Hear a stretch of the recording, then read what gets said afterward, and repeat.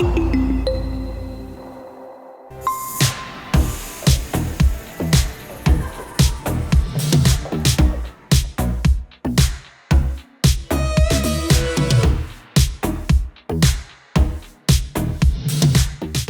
në çfarë ore të bie zile e mëngjesit? Alarmi mëngjesit, ndonjëherë me shaka them nëse ka një gjë që do të më vdes, është zhurma e alarmit që më bie i pari në 5. Po ndonjëherë çet e 5:30, se në të drejtën më flihet shumë. Të ka ndodhur ndonjëherë të harrosh të vendosësh zilen? Në fakt, nuk më ka ndodhur të harroj ta vë zilen dhe alarmin e mëngjesit, po nuk e di çfarë drejshin ka ndodhur. Ka ndodhur që nuk ka rënë, ose ndoshta unë nuk e kam dëgjuar se telefoni mund të ketë përfunduar poshtë në një jastëku dhe kam ardhur me vonesë. Po nuk ndodh shpesh. Si ke marrëdhënien me Blendin dhe Natën? Ne kemi marrëdhënie shumë të mirë, e bukura të gjithës është që ne jemi të tre shumë ndryshe nga njëri tjetri, po me sa ne kemi kuptuar në marrëdhënie, po themi personale dhe profesionale me njëri tjetrin këtu në punë, por edhe nga gjërat që njerëzit komentojnë edhe na thonë sa herë që na takojnë, jemi një treshe me një kimi fantastike dhe secili nga ne ka ato veçantitë e tij. Kujt do t'i besoje më parë një sekret? Për një arsye shumë të thjeshtë, ndoshta do thoja Blendit, për vetë faktin e moshës dhe eksperiencës, ndoshta do dinte që ta trajtonte më ndryshe, po edhe në Adës, pse jo, por të parit të zgjidhja Blendin. Kujt do t'i kërkoje lek borxh? Askujt. Nëse kam një gjë që kam tmerrsisht, domethënë problem, edhe nuk e bëj dot realisht, është të kërkoj borxh. Mund të kemi qenë në momente shumë të vështira. Kam gjetur 1001 mënyra të tjera, por para dikujt nuk e kam marrë dot. Ka patur raste që keni debatuar pak para transmetimit?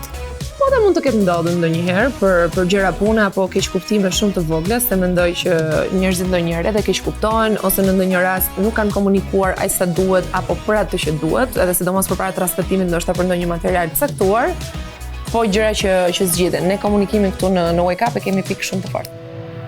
A të ka ndodhur ndonjëherë të ftosh dikë dhe të thuash më pas pse e ftuam? Me dhënë të drejtën nuk është se më vjen ndonjë emër konkret, jo përgjithëse do ta thoja, se nuk ja përtoj këtyre gjërave, po më kujtohen vetëm këto situatat e sikletshme pak më të rralla, kur ti i fton njerëzit dhe të vinë sikur i ke marrë me zor. Dhe e dyta, ti bën, ku di unë, alamet pyetje ose me një qejf shumë të madh dhe i ftuari të përgjigjet me zi të përgjigje, të thot 2 fjalë dhe me pak fjalë të hedh të gjithë skaletën në erë, sepse s'di më se çfarë i thuar, se i zauron pyetjen shumë shpejt. Si ke investuar paratë e çmimit të Dancing with the Stars? Kam menduar që gjithsesi të jetë diçka, ndoshta një biznes i vogël, pra diçka që të jetë totalisht e imja dhe në emrin tim, sepse deri më tani, përveç makinës, nuk kam asgjë në emrin tim, kështu që do filloj të investoj tek vetja ime. Ëndra ime në sirtar është të bëhem superstar. Është një këngë që ke kënduar kur ke qenë e vogël. Engji që është sot i ngjan asaj që ndëronte? Mendoj që po. Ka patur sigurisht lëkundet edhe valet e veta i gjitha i rrugtimi im që nga mosha 12 vjeçare ku kam kënduar unë jam një superstar apo do të bëhem një superstar. Po Dancing with the Stars më rizgjoj atë ëndrën edhe atë superstarin. Këngën apo moderimin, cilën ke më pranë zemrës? Kënga është dashuria ime e parë, edhe duket sikur e kam lënë pakez në një anë edhe në sirtar, por nuk është e vërtetë. Do të rikthehem sërish, po edhe prezantimin e kam shumë për zemër. Nëse do të duhet të hiqe dorë nga njëra, cilën do sakrifikoje? Po pse na vini në kështu sikletësh, se unë jam dhe peshore, duke qenë që jam edhe shumë familjare, dhe dua shumë të kem edhe familjen, edhe fëmijët, ndoshta të bërit këngë në ato formë që mund të bëhet në Shqipëri, kërkon ato orët e vona të natës. Ndoshta nuk do ta bëja gjithmonë këtë gjë, televizionit i jep orare më fikse, është më stabil, më i qëndrueshëm, kështu që okay, po them prezantimin, po vetëm se ma bët mua këtë lojën, këtë rrengull se këtë do të zgjedh, se përkundrazi të dyja i kam shumë pranë zemrës. Engji pas 10 viteve, si do doje të ishte? Nuk e di, nga të gjitha aspektet, sigurisht do të kisha beba, kjo është e sigurt, shumë shpejt, edhe 10 vite janë mjaftueshëm për të patur dhe 2. Po e shikoj veten sigurisht ende në televizion, edhe në botën e biznesit mendoj, siç e përmenda edhe pak më parë. Kam dëshirë që të investoj në veten time edhe në këtë aspekt. Sezoni i ri në televizion, planet e reja? Po një lajm është që sigurisht do vazhdoj të bëj Wake Up. gjëra të reja, mund të kem edhe projekte muzikore, ndonjë festival, ndonjë emision tjetër. Po, kaq për moment. Po nga jeta sentimentale, çfarë të reja shkemi? Po, unë kam shumë dashuri brenda vetes time. Mund të kemi edhe të reja, po me thënë të drejtën është një aspekt që unë nuk kam dashur asnjëherë që ta bëj publik. Do riktheheshe me ndonjë ish? Ja. Nuk ke bëj kurrë. Pra, unë do dua shumë që të lodhem me dikë, realisht sakrifikoj pafund, përpiqem pafund për ta mbajtur diçka, por kur them jo, nuk them kurrë. A do ruaje miqësi me një ish?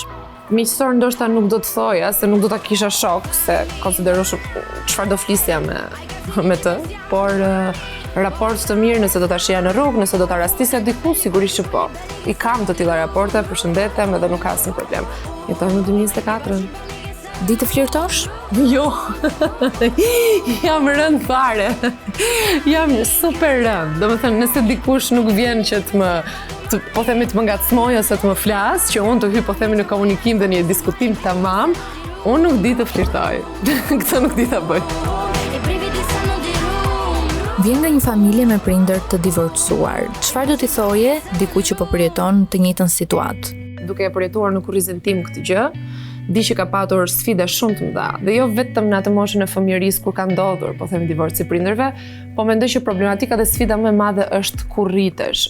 I gjithë ky procesi i të punuarit me veten tënde, disa gjëra post-traumatike që ty të shfaqen në një moshë tjetër më të madhe, kërkojnë realisht shumë durim, shumë dëmshuri, shumë mëshirë dhe shumë dashuri për veten, por edhe për prindrit.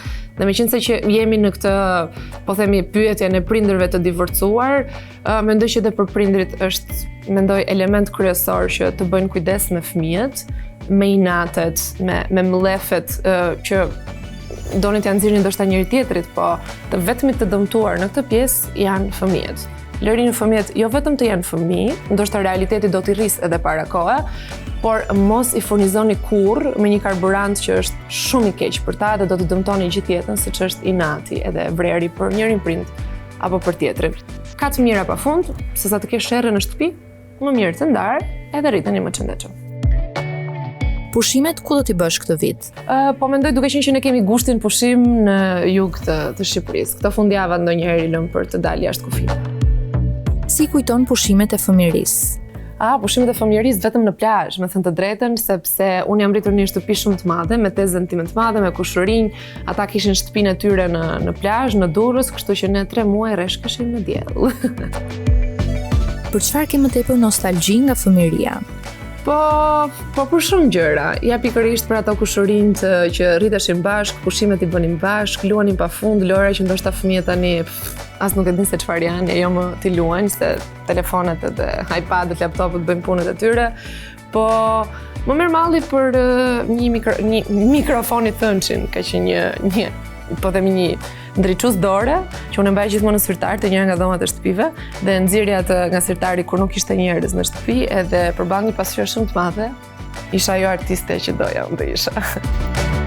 Mikesha jote më e mirë është Kristina Baki. Si do të reagoje nëse ajo do të nxirrte një sekret? Para nuk ndodh, kjo është pak por e sigurt. Për sa kohë ajo është mikesha ime e ngushtë dhe mikesha e shpirtit tim, absolutisht do merja kohën që ta flisja, pastaj se çfarë do ndodhte. Vlen për të parë, po që nuk ndodh. Je hakmarrëse? Jo. Fal shpejt? Unë jam njëri që nuk e mbaj natin edhe fal. Çfarë do të bësh tani më një herë pas kësaj interviste?